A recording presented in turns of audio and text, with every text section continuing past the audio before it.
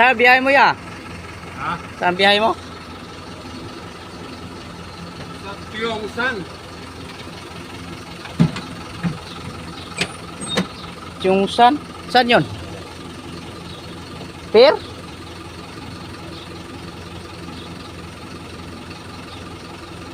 Tiongsan sa Binondo Church.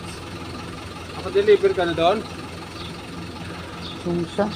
Ang Binondo Church, di ba yung doon sa may parting Santo Niño, sa may bandang Moriones? Oo, yung Binondo yun. Doon yung deliver mo, isang bagsak lang. Truck siguro yan. Tiongsan. Baka truck yan. Truck yan. Hindi na akong tracking eh.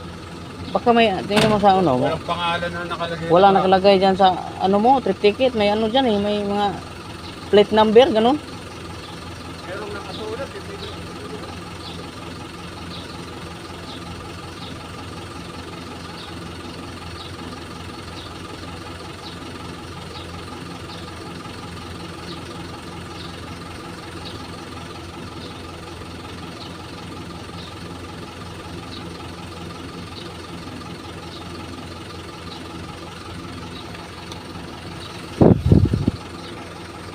Maintindihan mo ba to?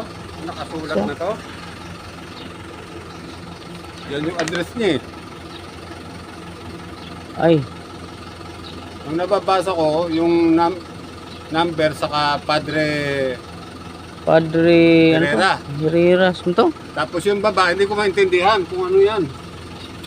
Grabe na itong sulat si Irene kasi, parang inchik eh. Ang opisina nila sa Baguio City. Binondo lang naintindihan ko dito sa baba. Baguio City. Wala nakalagay na iba. Ano yung nakasulat na yun sa baba?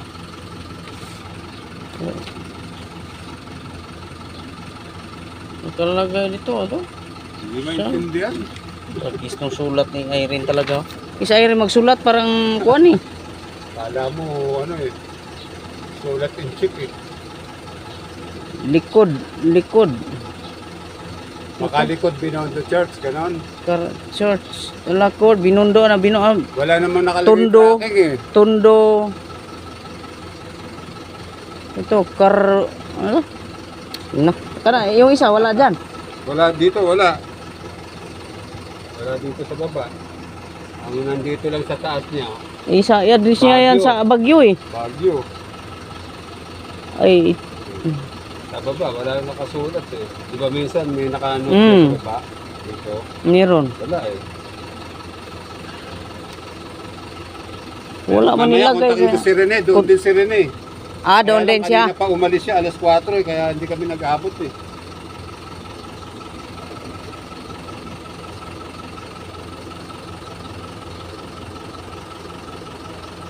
Pahirapan yung sulat ni Irene.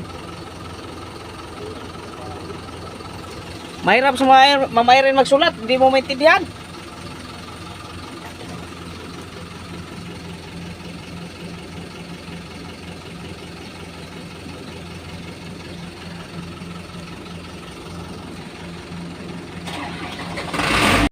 I-reserve mo muna.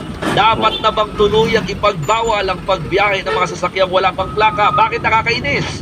Tama naman yun. Kasi talagang bawal yan noong araw pa. Tama yung ibang coder eh. Pero kasi dapat, unahin muna sa gobyerno kasi sa ginawa nilang yan, nagsanga-sanga tuloy. Tamo, yung ibang rider, yung ibang mga tricycle driver, ginagawa na lang dahilan na nagiging dahilan na lang yan yung walang plaka, wala pang plaka, hindi pa na-issuean. Noong araw, walang ganyan. Sermon, pag wala kang plaka, sure fall yun, huli ka kagad. Ngayon may mga dahilan na sila. Kasi pwedeng nang gawin ng dahilan yun dahil sa gawa na ng gobyerno. Tagal na niya, walang plaka. Dapat yung gobyerno muna ang pukpukin dyan. Bago manghuli.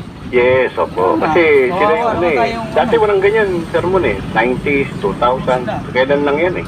Oo. Oo. Simula nung umabot nagkaroon ng na mga sa- backlog or parang delay sa pag-release ng mga plaka. Di ba? Nagiging dahilan Kaya tuloy, naging- nagtatanga-tanga. So, dapat, Nagkakaroon ng excuse. pwede na implement yan. Kaya lang yung nga, mas mabaho.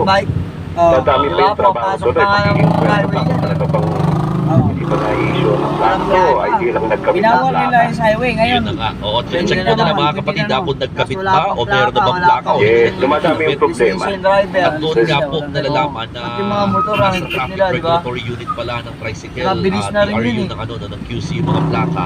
Kaya ibinibigay din kaagad sa kanila. Kasi On the dapat spot, may bawal mga yun on the sa spot bawal din yun, nabigyan ng plaka dapat may kahapon. ano ka rin Sila, yan, lisensya. patuloy pa yung verification. Wala At doon pang na-verify lisensya. na yung isang nahuli ay may plaka na. Panik So, Kaya nga nga, yun. saka Wala kinoconcentrate na nag- QC. Malawak yung buong bansa yan, Sir Paul. Kasi may kasamaan ako dati, tiga Bacolod eh. Oo, Wala pa rin wala pa rin plaka. Ngayon. Opo. O sige. Nationwide yan, huwag nilang takpan na Quezon City lang. Oh, ang sabi naman nila, Sir, Quezon City muna. Ayun nga, dapat hindi ganun. Ayan, dapat sabay-sabay. Tingin mo, no? Dapat sabay-sabay. Walang Yeah. ganyan noong araw. Pagka walang plaka talaga, wala na, huli ka na kaagad. Wala nang dahilan na hindi namimigay ang gobyerno. Eh, nasa kanila yan. Dapat sila yung gobyerno eh. Dapat sila yung mauna. Sige. Ayan, ha. O, alisin muna natin yung konting bad trip mo, Sir Gerald. Okay na, Bakit at least ay labas mo natin. lang sa magdamag. Kaya naman sa oras na 5:33 ng umaga sa pagpapatuloy ng ating balitaan. Gustusan na ang paghahanda po ng Kamara para sa kanilang State of the Nation Address o SONA ng Pangulong Bongbong Marcos. Matapos tanggalin para ng hanay nakakaulit ang malaking watawat ng Pilipinas sa Session Hall ng Batasang Pambansa. Dire-renovate na rin ang North, South at Back lobbies ng Gusali. Gagawin na po silang air condition.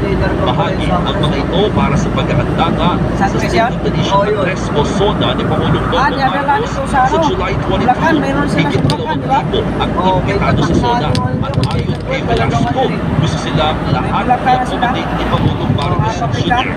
Kabilang sa mga inimbitahan si Vice kalap-kalap President lang eh, Sara may Duterte. Cavite eh. Pero hindi pa makumpirma Sa ni Bulacan, Velasco sa kung Bulacan, ano nga ba yung ang bago isip yan eh. sa gitna po yan ng issue ng kumasihintuan ng mga Marcos Ibisco, Duterte maraming na mas branch, pinala pa ng pagbibitiw din bilang Education Secretary ni VP Sara. Noong nakarang SONA, pagkatabi pa ang vice at si Christine sa Dito pa lang, Marcos. dalawa na Para eh. makaya ang magiging Sa may seating Capre. arrangement ngayong taon. Mag-desisyon ng Paroito ng Interagency Committee.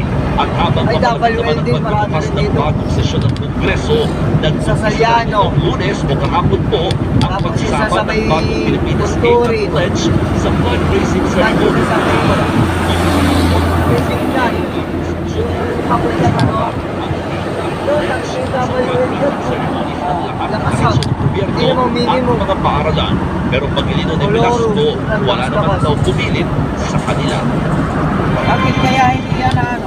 Ingat po sa mga magbubuyo, mga kapatid. Ha? Arestado ang pitong suspek na Oo, nagpanggap yung na mga truck niya, may mga... institusyon sa gobyerno.